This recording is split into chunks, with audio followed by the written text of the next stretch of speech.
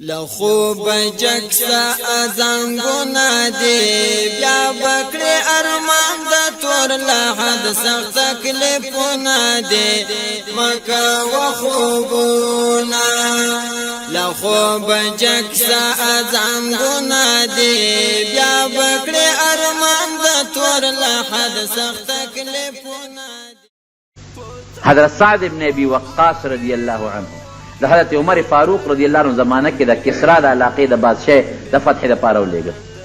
دا چې د علاقه فتح کړه او کوتاهي به نه کوي نیغ پې ورځه چې دې سینګ ورغې کسرا بادشاه هوښیار و هغه کښتۍ ټولې لر کړې وې خو لوی دریاب دی پل پې نشته او کښتۍ هم چې دې لرې کړې نو خلک پسې به پورې وځي دی چې سینګ ورغې سره د فوجه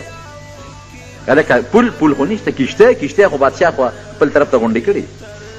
اوس بس کو دا خو میلمانه دي دوی له به د کښتیو انتظام د کوم ځای نه کېږي کښتۍ خو ځان سره د مدینې شریفې نه نه شي راوړی بلا مزل دی حضرت سعد ابن ابي وقاص ملګرو ته وایي راځئ دننه مخکې کېږم چې به یې دریاب وردو صاحب دا خو ورکوټې دریاب نه دی سمندر دریاب دی دا غیسه ده دا څه کوې وایي نه د الله د رسول د خلیفه حکم دی د رسول هم نه د هغه د خلیفه حکم دی چې ورځی پې وایي زه دنه مخکې کېږم چې ډوب کړم مه راځئ او که ډوب نه کړم ته راځئ راپسې وایي ای دریابه ته هم د الله او زم د الله د پیغمبر د رسول د خلیفه په حکم زم جهاد له دې دریاب د پاسه ما ته به لار برابرې او چې څنګه یې پې اس ور خوشې که فوج ورپسې شو پورې غاړه لاړل او د خپلو اسونو هغه سمان هغه خپې هم په اوبو لمدې نه شوې دې ته کرامت دی کرامت دیتا نه وي چې ډوډۍ مه خوره اگر پلانکي ځای کې پیر صاحب دی ولې ډوډۍ نه خوري خدای پاکه ډوډۍ خو نبي علیه السلام خوړلې د هغه نه غټ پیر خو بل څوک نه ډوډۍ خو صحابه کرامو خوړلې د هغوی نه خو لوی خلک بل څوک نه پلانکي ځای کې د خدای ولی دی لویزبرګ دی لکه څه چل دی پکې چې دونه لویزبرګ دی بربند ناست دی نه ګرمي کېږي او نه یخني کېږي بشیر خو جامې اغوندي دا خو ګرمي هم کېږي او یخني هم کېږي نه ګرمي کېږي او نه یخني کېږي جامې نه اغوندي خدای ته وګورئ چې کوم انسان بربند ناست وي او عورت یې ښکاري دا ولي کېدی شي ولې زموږ عقل کار نه کوي عورت یې ښکاري که دې ناپویه دی خو لیونی شو که نه پوهېږي او که دې پوه دی او روغ دی او بیا هم عورت نه پټوي نو فاسق فاجر دی شریعت مخالف پلانکي ځای کې پیر دی ډېر نیک سړی دی د کرامت خاوند دی هلکه ولې اودس ماتې نه کوي خدایه پاکه اودس ماتې نه کول خلکو مخکې خو حکومتیاز یې نه کوي غټ غټ برېت پې پرېښي غټ غټ اوږده اوږده برېت چې دا شونډې پې پټي دا زمونږ په وطن کې دي په دې پنجاب کې ډېر زیات دي غټ غټ برېت او جناب علي هغه د خلکو پیري خلک به ورځي ورته به ناست دي دومره اوږده اوږده برېت پې پرېښي او جناب مونځ به نه کوي ږیره به خرئ اوس د پیغمبر سنت ته خرئ ږیره خرئ زمونږ خلک وایي مرشد پاک دا زما مرشد پاک دا زما پیر دی نه جي نه خدای ته رسېدلی دی او جي د هغه هلکه مونځ نه کوي نه جي مونځ ته ساجد دی خدای ته ورسېد خبره خلاص دا د جنت سند دا د خدای د رسېدو سرټیفیکټ چا وله ورکړی دا خو به الله او رسول ورکوي که نبی کریم صلی الله علیه وسلم به ټوله شپه مونځ کو ټوله شپه عایشه بیبي فرمایي خپې به یې پړسېدې ورته وایي تا ته خو الله هر څه بخلي دي مخکې وروستو دا دومره تکلیف ولې کوې وایي چې هر څه راته الله وبخل نو د الله شکرګزار بنده دې ولې جوړ نه شي یو بزرګ عبادت کو شیطان ورته آواز وکړ وی بس ته عبادت ته نور جت نشته بس ته خدای ته ورسېده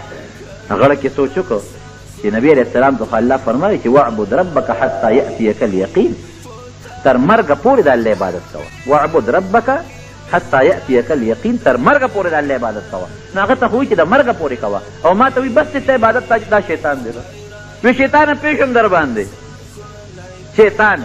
او ته څه وایي وی غړولې مې وی خو د علم په زور رانه بچ شوې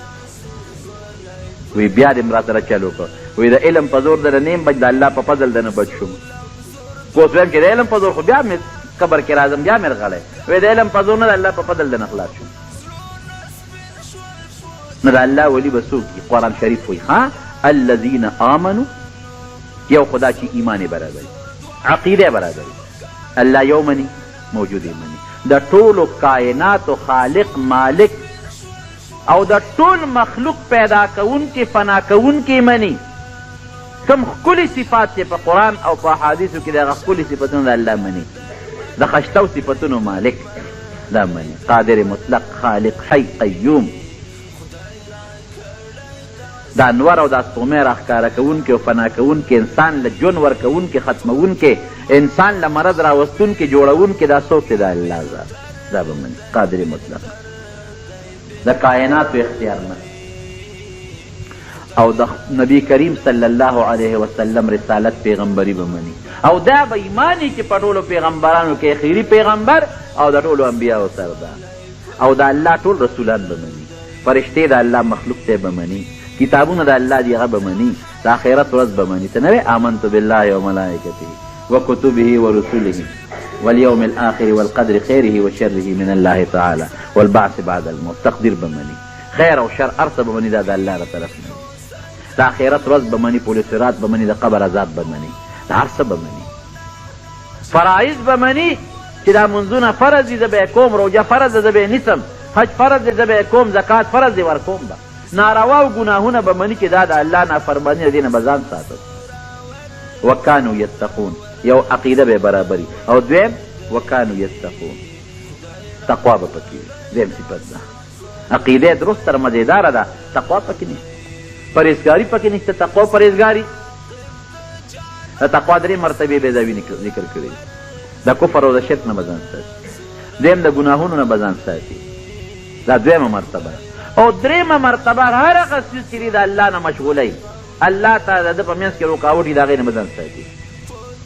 نو چې عقیده او ایمان برابر شو او تقوا او پرهیزګاري پکې پیدا شوه، الله وایي دا د الله ولی دی، دا زما ولی دی. الا ان اولیاء الله لا خوف علیهم ولا هم یحزنون الذین آمنوا وکانوا یتقون. ایمان عقیده برابر او تقوا پکې، د پرهیزګاري پکې، لمونځ کوي، اودس کوي، تسبیح لري، ذکر و اذکار کوي، په خوله درود چلیږي، په خوله ذکر چلیږي، په خوله غیبت او کنځل نه چلیږي، او که په خوله غیبت چلیږي وایه که نه ګناه شوه که نه شوه، ګناه کبیره شوه. په خوله کنځل چلیږي، د بل سپکه پې چلیږي، مجلس ته ورځې او د بل بد درته وایي، خو خپله محتاج لري چې هدایت ورته وشي. دی غیبت کوي، غیبت لویه ګناه ده، دی د پردی سپکه وي، دا ډېره لویه ګناه ده. دی په بل باندې خلق دغه کوي چې د خلکو بې اعتمادي پیدا شي او ټول خلک ماله راځي، دا خو ډېره لویه ګناه ده. دی کبر کوي، دا خو ډېره لویه ګناه ده. دی د پیسو لالچ خلکو له ورکوي، خلکو نه پیسې اخلي، دا خو ډېره لویه ګناه ده. دا تقوا نه شوه. ذکر و اذکار، الله یادول، درود شریف ویل، د چا غیبت نه کول، علماو سره، محدثینو سره او نیکانو سره محبت مینه ساتل، او بدانو ته د نیکې لارې ترغیب ورکول، دا د الله ولی. لهم البشرا، قرآن شریف کې الله فرمایي دی له به زیرې به د قیامت پر ورځ باندې، دی له به جنتونه به د قیامت پر ورځ باندې، دا نیکان اولیاء الله. زمونږ پنجاب کې غرغړ برید دا جنت دا واده جوړه کړې، په دې کې څوک نه نوت جنتي دی. مریدان به راشي، هغوی به له ټوله په پټو کې کارونه کوي، ټول ورځ به له خدمت کوي. د مانځه وخت شي هلکه مونځ کو، نه نه یاره پیرم کامل دی، پیر به مو باسي، پیرم. نبی علیه السلام فرمایي ای فاطمې زما لور د الله نه ویرېږه، ګورې زه د الله نه نشم بچ کولی. ای صفیې د پیغمبر ترور الله نه ویرېږه، ګورې ای فاطمې د پیغمبر لور الله نه ویرېږه. نو حضور پاک مبارک خورې داسې وایي ورته وایي دا مونځ نه کوي، دی خیر د روژې دې نه نیسي. ما ته خپل پیر صاحب 15 روژې معاف کړي، ما ته خپل پیر صاحب 60 روژې معاف کړي دي. روژې معاف کوونکي څوک شته؟ دا ولې په غلطه مونږ روان دي؟ بس لنډ څیز درته وښیم، کم انسان چې مسلمان دی او کم انسان د شریعت او د سنتو پابند دی او نیک سړی، دا د الله ولی دی، دا د الله ولی بل نشته، د الله دوست شو کړي. په چا ټاپه خو نه لګېدلې مغور، بیا کرامت هم ښکاره کېږي. شاه عبدالعزیز کشف هم ته کېږي. بیا شاه عبدالعزیز رحمت الله علیه د شاه ولی الله صاحب زوی دی. هغه ډېر لوی محدث دی او ډېر لوی مفسر دی شاه عبدالعزیز رحمت الله علیه. د هغه په درس کې یو ځل د پنجاب کې زمونږ دا زیارتونه خو ښي دلته کې خو که په یو زیارت کې څه پروګرام هم کېږي نو هغه د دین خبرې پکې وشي، یو عالم تقریر وکړي او نور خلک یې واوري، د دین خبرې پکې وشي یا پکې نعتخواني وشي. هلته کې خو باقاعده صاحب چراغان دی او ډول دی او سرنا ده او دوکړې دي او باجي دي. په پنجاب کې او په دې سند کې دا عرسونه دا ډېر زیات دي. بس چې ته موړه وګوري موړه پته هم نه لګي چې دې کې څوک څوک پکې نشته او هغې ته راجمع شي او صاحب درز او دروز جوړو شي او قواله شروع شي او هو ښځې م راځي او سړي م راځي او چیلیب دی او ګډان دی او غرض او غروز دی او میله جوړه شي. نه خدای یادېدل شته او نه د پیغمبر دروز شته او نه د دین څه خبرې شته. دا پنجاب کې ډېر زیات دي. بس صرف شین کمیس والا پکار دی، شین کمیس یې اچولی او هغه بل شی سي هغه لاس کې هغه دوه چمپې غوندې اچولی او ټرنګات چې کوي او دوه درې پیلې چې هغه خدای زما دې توبه خلک په کوم طرف روان دي. هغه جناب چې دغسې یو عرس په هندوستان کې شاه عبدالعزیز رحمت الله علیه چې دی نو خو ګورې لازمه نه ده چې دا عرس کوي نو ګنې هغه د چا په قبر چې کېږي هغه د ښه سړي نه بعضې د نیکانو خلکو په قبرونو خلک دا ناروا عرسونه کوي. نو شاه عبدالعزیز رحمت الله علیه سره یو طالب ناست په درس کې ورته وایي چې صاحب دې پلانکي زیارت کې عرس دی ما اجازت راکړه چې زه لاړ شم. هغه ورته وایي چې نه عرس ده خو ما ورته وایي چې شرعي او پروګرامي خیر دی، دا عرسونه دا هندوستان دا خو شریعت نه خلاف دی کې خو خلک ګډېږي جینکې لکان پکې یو ځای وي او ډول او سرنا او قصې پسې دي، دا خو ما نه اجازت غواړم شرمېږم. طالب ورته سبا بیا وایي صاحب ما اجازه یو 15 منټه تماشه خو کوم زه چې خلک منې کوم ته ما ته وایي زه ولې اجازت ماله راکړه. بله بیا هغه طالب ورته یاره صاحب یو 15 منټه اجازت راکړه لږ ونې لاړ شم. شاه عبدالعزیز صاحب رحمه الله ورته وایي وایي داسې کار وکړه چې زه اجازت در کوم خو زما یو سوال جواب هم یو خط یې ولې ولیکه اول یې ورکوي ښه چې هغه زیارت ته لاړ شي چې کوم بزرګ ولی عرس دی نو د هغه قبر سره خوا کې یو اونه ده، اونه کې به یو سړی ناست وي دا زما خط به وله ورکړي. طالب لاس کې خط واخې چې تماشه به م وکړم او دا خط به م رسو چې لاړ هغه اونې له ورغې ورېږه د استاد دا کار به مخکې وکړم چې ورغې په هغه اونه کې یو سړی ناست دی ده وله هغه خط ورکړ وایي دا خط ما له شاه عبدالعزیز صاحب را کړی دی چې هغه خط څنګه هغه وکته هغه ورته وایي ودرېږه طالبه صبر وکړه جواب ولې یوسه. هغه قلم را واخېسته و د هغې خط په شا باندې کرښې مرخې راخکې طالب ته وایي شابه دا یو څه جواب زما را طرف نه او ډېر یې وخندل هغه قبر هغه اونه کې چې کوم سړی ناست. طالب وایي چې زه را دغه شوم حیران شوم چې دا زما د استاد کوم خط چې کړي په دې نه پوهېدم څه کرښې مرخې وي داسې حرفونه نه لکه مونږ چې څنګه دي او هغه سړی چې د ونې په دا سر کې ناست و هغه چې زه لکه هم کرښې مرخې وي د پرې نه پوهېدم. نور سوچ چې پرېوتم چې دا څه ورته څه ولیکل هغه څه ولیکل دا سړي وخندل ولې او دا په ونه کې دې څنګه ناست دی وایي عرس په ځای پاتې شو تماشه د خط په تماشه شوم دا سړي په تماشه شوم واپس راغی چې راغی شاه عبدالعزیز صاحب ته چې خط څنګه ورکوي ده ډېر زیات وخندل. وایي ما ورته وایي چې صاحب په دې مې پوهېږه تا هم وخندل هغه هم وخندل تا ورته څه لیکلي وغیره ته وسو دا سړی څوک و دا خط ته څو یاره وایي ته نه صبرېدې وایي ما چې د راشې ما یو خط به یوسې نو دا د دې قبر چې کوم ولی الله دی بزرګ دی دا د روح و چې دا په ونه کې ناست و د مړي روح کله د انسان په شکل شي الله ولا بل شکل ورکړي لکه نبي علیه السلام مبارک چې کله بیت المقدس ته لاړ 1,30,000 زره پیغمبرانو ته مونځ وکړ دا ټول پیغمبران 1,30,000 زره الله ولا شکلونه ورکړل او په بیت المقدس کې ورپسې امامت وکړ. بیا چې کله اسمان ته لاړ نو په لومړي اسمان کې آدم علیه السلام سره ملاقات وشو ګوره دلته بیت المقدس کې مو آدم علیه السلام هلته مو شو په دویم اسمان کې عیسی علیه السلام او یحیی علیه السلام او په دریم اسمان کې یوسف علیه السلام او په څلورم اسمان کې بیا چې دی نو ادریس علیه السلام دی او په پنځم اسمان کې هارون علیه السلام دی او په شپږم کې موسی علیه السلام دی او په اووم کې ابراهیم علیه السلام هلته بیا دوی ټول موجود په اسمانونو نو دا د دوی روحونه الله ولا خشته ښکلی شکل ورکړي دارنګې دی مړي ده الله یو خشته ښکلی شکل ورکړي نو وایي دا ولی د زمانې و چې دا د چا عرس دی دا بزرګ انسان دی نیک انسان دی اخ ورته نه و چې عرس کوه که نه دغه عرسونه دا د انډیا والا خراب عرسونه دا د هغه روح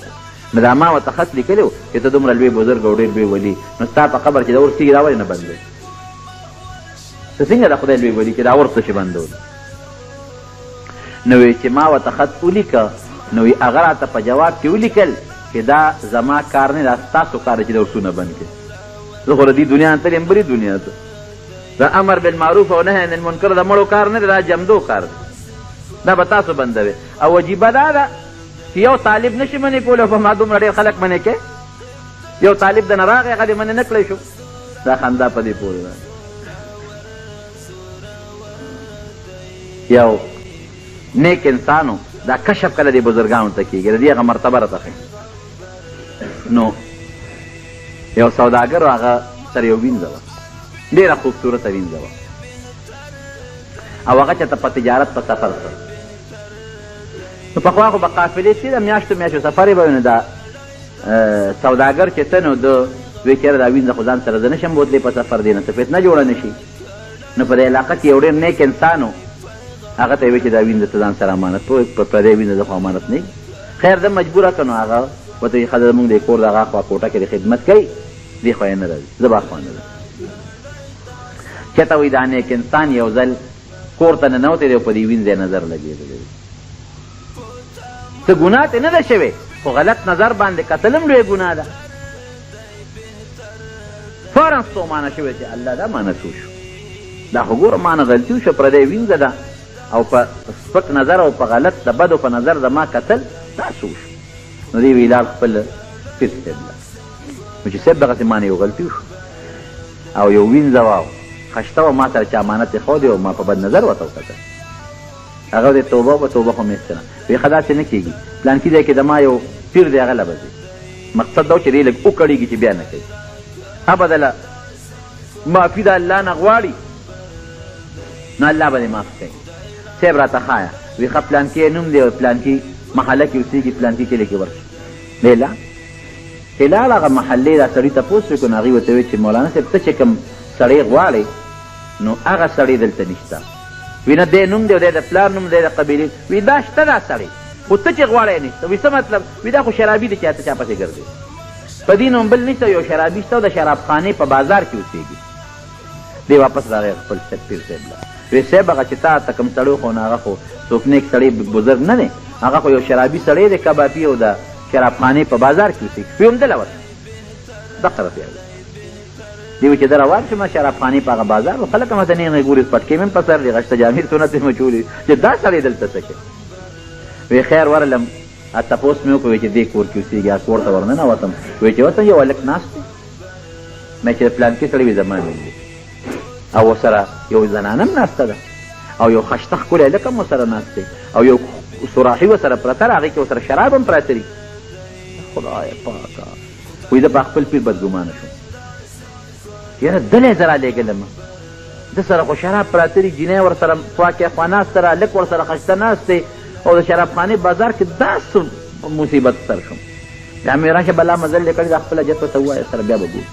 نه چې صاحب دغسې ما نه نه وی ما دې اړه کې وي چې اړه خپله جته مو ته ده نه زه دعا غواړم دی ما نه دعا وغواړي بس زه ځم خپل پیر صاحب له هغه ته به ووایم چې زه خو ستا باندې بدګمانه شوم چې سره داسې خلکو نه لاسنیوی کوې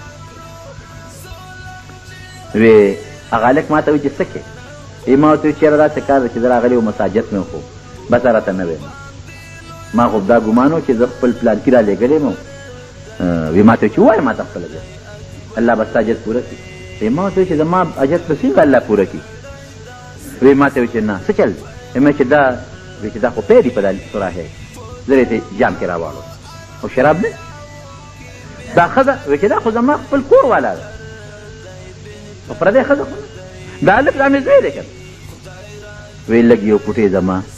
اطمینان پیدا شو وی ما ورته وایي چې دومره نیک سړی چې زه تا پسې پلانکي رالېږلي ما زه شرابخانې په دې بازار کې ولې اوسېږم وی ما ته یې وایي چې ښه شرابخانې بازار کې نه اوسېږم او بار اوسېږم نو بیا به را سره تاجران وینځي ږدي نو زه به ورته په غلطو نظر وګورم دا کشف دا نیکانو اولیاو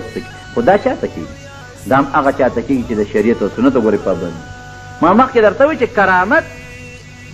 هغې ته نه وایي چې یو ناشنا کار د چا نه صادر شو هغې ته وایي چې یو نیک انسان مسلمان نه یو ناشنا کار ښکاره شو د شریعت پابند سړي نه ښکاره شو او که د شریعت پابند نی او د هغه نه دې د انور او سپومیم په دې لاس کې راکوشي نو زما وینا نه د حضور پاک مبارک وینا ده چې دا به جادوګري کوډ ګرځي. رومبې به مونږ ګورو چې دا سړی په شریعت برابر دی که نه دی، په سنتو پابند دی که نه دی، مسلمان دی که نه دی، عقیده برابري، د سنتو پابندي، شریعت پر پابندي. دې ته مه ګوره چې دنه څه ناشنا کار وشو کو نه شو. ناشنا کار به یا کېږي یا به نه کېږي. بس دا ولي الله خپل منځ کوي، خپل لوجې نه شي، خپل ذکر اذکار کوي، غیبت نه کوي، چا پسې بد نه وي، چا ته د بد رسولو کوشش نه کوي. دا د الله ولي الله دی. که دا عالم دی او که دا نیک سړی دی او که دا مبلغ دی او که دا مجاهد دی او که دا هر څوک دی، دا پکې نشته. نو د مارونو یو اولیاو درته وښود چې چا ته اولیاو مونږ خلک دوکه کېږو، ډېر زر دوکه شو. خو چې چا هم داسې د جادو څه ناشنا کار ولیده ګیره به یې خرېږدي، غټ غټ برید به یې پرېښي او صاحبه دنیا به ولې. زه پلار او د نیکه نیک سړی تېر شو، پلار او نیکه نیک سړی ډېرې په خپله نیکې. ما یو سړي ما ته خبره کوله، یو ډېر زیات مریدان یو سړی دی هغه له ځي، وایي هغه ته په خانقاه کې چې هغه کوم ځای کې هغه مریدان را جمع کېږي 2 ټي وي ګان پراته دي. وی پیر صاحب ته رنګین ټي وي پروت دی او هغه نورو ته را بل پروت دی. خدای پاکه دا پیر صاحب ټي وي ورته پروت دی، په ټي وي کې جنکو تصویرونه راځي، د سړو پکې راځي، دیم ټي وي ګوري، هغې ګوري، دنه هم خلک ناستې ویې کوي، دنه هم خلک دعاګانې غواړي. ولې پلار یې نیک سړی دی، پلار خو یې ښه سړی و، نیک سړی و که نه، لال خبر خلاصه کړه. نوح علیه السلام پیغمبر، اوس پلار یې ګمراه دی. نو هغه په دریاب کې غرق شو. نوح علیه السلام الله ته سوال کوي یا الله ان ابني من اهلي، زما تا خو ماته چې ستا اهل به بچ کومه، زما زوی خو زما بچی دی که نه، خو دې غرق کوي. انه لیس من اهلي انه عمل غیر صالح، ستا بچی نه دی، دا خو بدعمله دی. نو قرآن وایي خو زه نه. د لوط علیه السلام بیبي ده، قرآن کې الله ورته فرمایي چې سزا تا او ستا ټول بال بچ به الله د عذاب نه بچ کړي، ښځه به نه بچ کېږي. ولې دا د بدعملو قوم ملګری ده. او سړو کې هم دا ولایت راځي، په ښځو کې هم ګورې راځي. بیبي مریم ښځه وه، بیبي وه، څومره نیکه بیبي وه. حضرت زکریا علیه السلام چې به ورغی، کلما دخل علیها زکریا المحراب وجد عندها رزقا، چې کله به ورغی، یو ځل نه، کلما عربی کې طالبان چې کله به ورغی نو هغې سره به روزي پرته وه. مفسرین لیکي د ژمي کې د اوړي میوه، په اوړي کې د ژمي میوه. انا لک هذا یا مریم، انا لک هذا مریم، دا د کومې راځي؟ او ته څه وایي؟ قالت هو من عند الله، دا د الله طرف نه راځي. ان الله يرزق من يشاء بغیر حساب، الله چې چا له وغواړي بې حسابه روزي ورکوي. زنانو کې هم نیکه نشته، په نارینهو کې هم شته. نو بس چې کوم سړی په شریعت برابر او نیکي کوي او نیک عمل کوي او د ګناه نه ځان ساتي، دا د الله ولی دی، دا اولیاء الله نیکان دي. او که کوم سړی ځان ډېر خلکو ته ښکاره کوي چې زه د الله ولی، خو د عقیده کې فرق او یا په عمل کې فرق، د شریعت مطابق نه، د سنتو مطابق عمل یې نه، دا به ولی د خدای نه. څه څیزونه به یې زده کړي، جادو مادو، په هغې به خلک دوکه کوي. بیا به موږ څه کوو؟ دا خو 2 خبرې شوې چې ولی څوک دی او د ولی مرتبه څه ده. مرتبه مې هم درته وښوده چې ډېر لوی عزت دی د خدای په نوم. موږ به څه کوو؟ موږ به د دې خلکو احترام او عزت کوو، قدر به کوو، دشمني به ورسره نه ساتو. ولې؟ من عاد لي ولیا فقد اذنته بالحق، چا چې زما دوست سره او زما ولی سره دشمني وکړه، الله فرمایي، د الله رسول فرمایي، ده ته زما د طرف نه اعلان جنګ دی. د الله جنګ ته څوک ټینګېدی شي؟ دعا وکړئ چې الله زموږ نه راضي. موږ ټول الله خپل اولیاء او دوستان جوړ کړي او الله دې زموږ نه راضي شي. یا الله هغه عمل زموږ نه واړي چې ته پرې خوشحالېږي. خدای دا هغه عمل نه مو ساتي چې ته پرې خفه کېږي. خدای د آفاتو، بلیاتو، مصیبتونو، تکلیفونو موږ محفوظ و مامون وساتي. الله دواړو جهانو خیر نصیب کړي، د دواړو جهانو د شر نه موږ حفاظت سره وساتي. موږ به انشاءالله د اتوار په ورځ باندې لکه مخکې غوندې بیا دورې حدیث شروع کوو. اتوار په ورځ تقریبا داسې 8:30 بجې عیدګاه کې چې کوم ملګري فارغ یې دعا کې شرکت دپاره نو تشریف راوړئ. او دا حدیثو دوره ده، دا ما مخکې هم دا ویلي تاسو ته. سږ کال خو یو پوټې مې لږ طبیعت بعضې لږ خفه غوندې دی چې ما وی طالب الله د رضا دپاره د دې کلي باندې د الله د رحمت د نزول په خاطر زه به دا خدمت کوم چې د حدیثو درس وکړم الله دپاره، او تاسو به د طالبانو خدمت کوئ.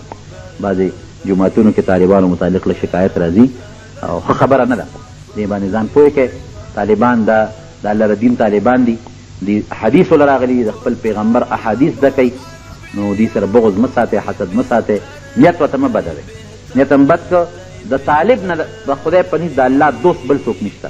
چې دی بچي پرېږدي د ښځه پرېږدي د کور وطن پرېږدي او د احادیثو زده کړې د دې راځي په جومات کې ډېره کېږي نو چې دا بعضې کسان نیت بدوي د خدای د قهر او غضب نه ویرېږئ او داسې مه کوئ او که بیا تاسو داسې کول آینده دپاره بیا به زه دوره بنده کړم زه به ځم بل کلي ته چې د بل ځای به بیا زه په درس کوم ما ته ډېرو مدرسو والا تنخواګانې هم غټې راکوي او زه نه ځم الله دپاره دا کار کوم وایم خدای پاکه ما خو د الله د رضا دپاره دلته شروع کړې وه خو چې ستا دا بندګانې نه پرېږدي زما څه کار بیا پکې زه ملامته دی نو انشاءالله اتوار په ورځ باندې زمونږ شروع ده تاسو ټول یریږئ مخه څوک خدای زه حیران په دې شم که نه دی نو بړې وایي امریکا ده نو حکومت خراب دی نو حکومت په حمله نه کوي نو امریکا ده نو که زه چې ور ورسېدم که نه ارمان دی نو او دلته کې بیا کور بیا به ما په دان لمنې راړو کور نه شوټینګېدی جومات کې مړه نه شو بم خلاص دماکه نو خو مقرره به دي که نه نو کوم ځای ورته خلاصېدی شي مقرره نو دا ټولې خبرې غلطي ځان کې بیداري پیدا کړئ ځان کې جراعت او بزدلي مې پیدا کړئ یاره مې پیدا کړئ هلته امریکا مه خوشحاله وی چې مسلمان دونه مې یارولی دی چې زه دلته هم لقېږم عمر فاروق و مدینه شریفه کې هېرېدل نو کافر په خپلو بلډینګونو کې هېرېدل نن هغه شی به مونږ بوش هلته معمولي وړقي دلته مونږ په کورونو نه وځو جومات ته مانځل هم بیا نه ځو بهر کیف طالب هغه وایي زما دشمن دی ته زما هم دشمن دی داسې مه کوئ دعا وکړئ چې الله زموږ دوره په خیر وعافیت شروع کړي او په خیر الله اختتام ته ورسوي او زموږ د دې کلي دپاره الله تعالی د رحمتونو او د برکتونو ذریعه وګرځولېږي خدای زموږ د دین او زموږ د ایمان او زموږ د مدرسې او زموږ د جوماتونو او زموږ د عقیدې او زموږ د عام مسلمانانو حفاظت نصیب زموږ د محبوب اکبر میاں صاحب کور وفات شوی دعا هغې ته مو کړي چې الله مغفرت نصیب ټول مردګان دې الله وبخښي دا دعا وکړئ چې الله خیر وکړي زموږ په خولې دا کلمه نصیب کړي چې لا اله الا الله محمد رسول الله